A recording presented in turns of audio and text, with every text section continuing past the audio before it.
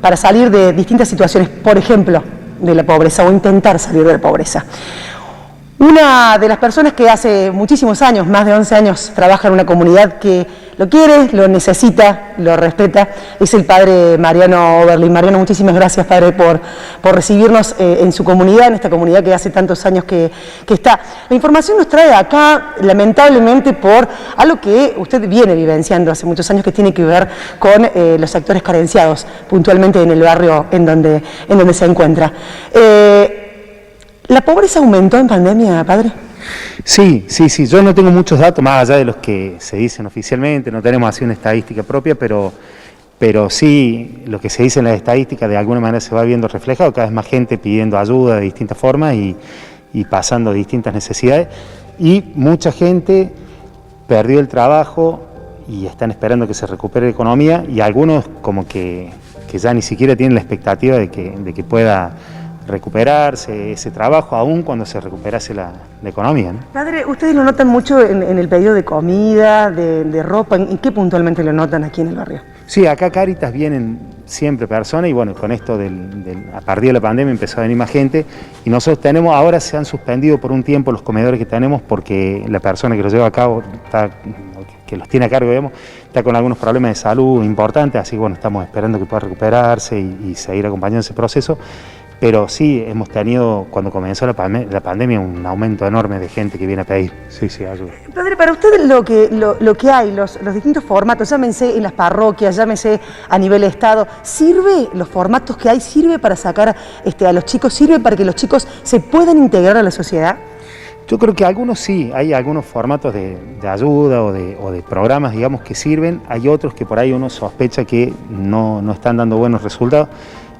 Fundamentalmente, y esto es una de las cosas que a mí siempre me preocupa, frente a la situación de pobreza estructural, ¿no? Porque, por ejemplo, con esto de la pandemia, yo decía recién, hay gente que ha perdido el laburo circunstancialmente, porque se ha resentido la economía y todo, pero que por ahí conserva la esperanza de que pueda recuperarlo si es que esto se reactiva, sin dejar de lado el dolor que sienten, porque bueno, no tienen por ahí para pagar las cuentas, para un montón de cuestiones que son esenciales, pero tienen la esperanza al menos, ¿no?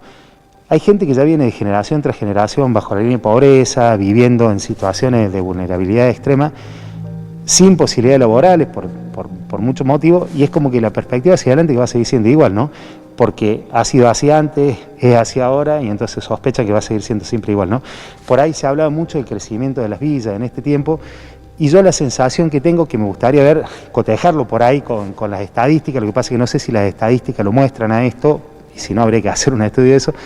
A mí me parece que gran parte de ese crecimiento no es tanto porque haya venido gente de fuera de la villa a vivir a la villa, que seguramente la hay, y yo conozco algunas familias en esas circunstancias, sino más que nada porque la misma gente de la villa no tiene la posibilidad de salir de la villa. Entonces sus hijos, sus nietos siguen viviendo y siguen agrandando también la villa, ¿no? Entonces, parece que el crecimiento de la villa se da como una consecuencia de esta pobreza estructural de la cual realmente estamos casi desahuciados ya, porque no parece que no hubiera forma.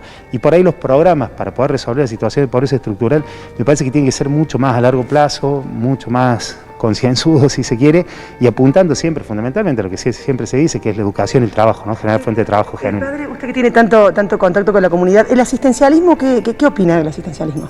Yo digo, en situaciones de emergencia yo creo que es necesario, o sea, el hambre no espera, y cuando hay gente que está pasando hambre, uno no tiene mucho para pensar, porque si frente al hambre no hay nada que hacer, la respuesta contraria al alimento es la muerte, ¿no? O sea, es la desnutrición, son situaciones verdaderamente graves. Entonces, frente al hambre no hay más que asistir y tratar de resolver esa situación de emergencia.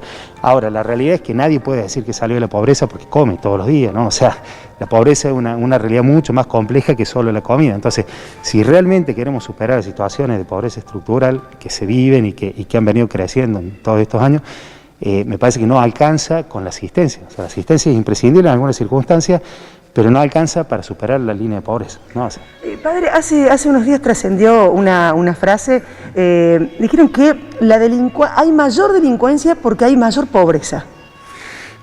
Yo personalmente creo que es una cosa bastante compleja, ¿no? Que requiere por ahí un análisis profundo, no me da el cuero a mí para hacerlo, pero digo, lo primero que se me ocurre es, en primer lugar, que la delincuencia no es un patrimonio de la pobreza, o sea, puede que hayan personas que delinquen en situación de pobreza, como hay delincuentes en todos los niveles. O sea, gente que está forrada en plata y que lo mismo delinque y estafa, o sea, hay delincuentes en todos los niveles, como hay gente buena en todos los niveles también, ¿no?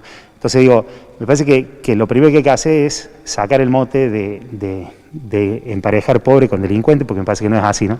Sí es cierto, y esto también yo por ahí lo he visto, lo he escuchado de algunas personas, que frente a la necesidad, como dice, a veces la necesidad tiene cara de hereje, ¿no? Hay gente que frente a la necesidad resuelve creativamente algunas cosas que no salen del marco de la ley, y hay gente que no tiene cómo o no se le ocurre cómo y terminan cayendo en la delincuencia frente a la necesidad. Entonces, delincuentes hay en todos lados, necesiten o no necesiten.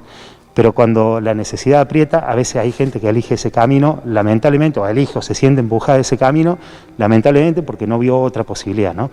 No digo con esto que esté justificado, digo simplemente que es una constatación. Entonces digo, me parece que es injusto equiparar delincuencia con pobreza, creo que no es así, pero sí es cierto que a veces las necesidades empujan a acciones que en otras circunstancias un montón de personas no las hubieran ejercido.